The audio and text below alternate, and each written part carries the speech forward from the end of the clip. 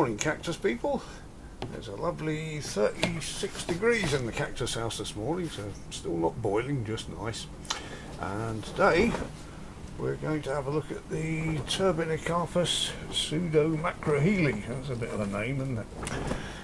This is a very small species. It doesn't get a lot bigger than this. They have flowers that are surprisingly bigger than the plant. But this one is fond of a limestone soil. It likes a bit of alkalinity, which a lot of the cactus don't, which is why I water with rainwater. But this one, we can adjust the soil a bit to include limestone. Now, we live on top of the chalk, which is a very pure limestone. In fact, I believe it's 98% pure limestone. That's calcium carbonate. Now, this would be ideal for these plants, but this is also very porous, so if you were to include that in a soil mix, which I've done here, and use that without any top dressing, the chalk would very soon go green with Pleurococcus growing on it, because it's that porous, which won't affect the plants at all. It's fine. But it won't look that good, so what I'll do is I'll top dress it with a different limestone. And I've got some limestone chips here, just basic from the garden centre. And I've picked up a little bit of carboniferous limestone, which is a very hard limestone. This isn't porous like the chalk. And I'm going to use these as top dressing. I probably won't use all of those, but it's just what I've got. So I prepared a soil compost mix earlier.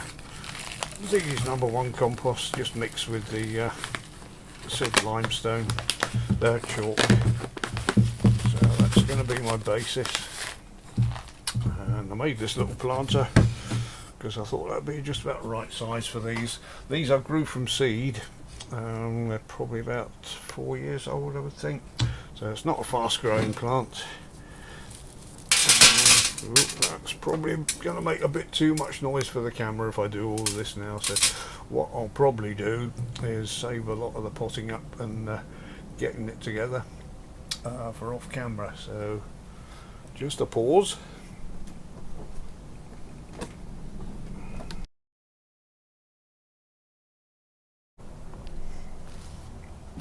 Okay, so I've got the noisy bit out of the way and taken them all out with the top dressing, and they've not really put a vast amount of root growth out, so whether that's just they didn't like the compost they were growing in, or whether the roots are just as slow growing as the plant, not sure. But we'll have these in the basic mix. To put them in randomly. There's no real plan to this bit, just lob them in.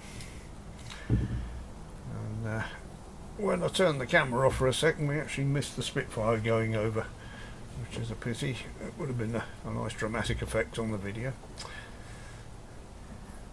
And big and small, put them in there. What I'm hoping, because these take quite a while to grow from seed, I'm hoping to get a few seed off these, and then I'll be selling the plants I've grown from these seed rather than selling these plants individually.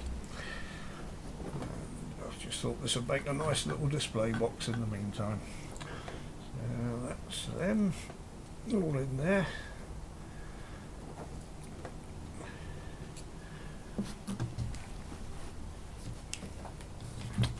And just hold it up for the camera there. Now we need to put some top dressing on.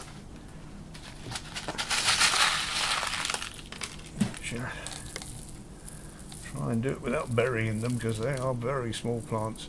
When they do flower, they're absolutely lovely.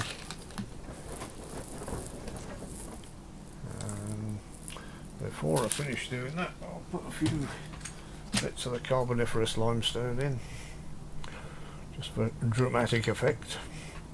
I did think about using granite, but geologically these cactus and granite wouldn't be in the same area, so it might look pretty, but it wouldn't seem right to me. So just a few of those. at least with these, I know they're not going to grow and cover all the top dressing. Some cactus you put top dressing on, and you come back 6 months later and it's absolutely grown over the top, and you think, well, why did I bother doing that? A bit of a waste of money. So this is going to look nice.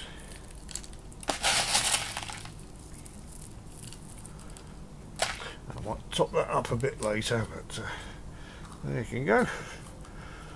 One box of Turbinicarpus pseudo-macroheli, and you don't get to say that very often on camera. Okay, thank you very much for watching, everyone. I'm Ziggy Searchfield in a very hot cactus house.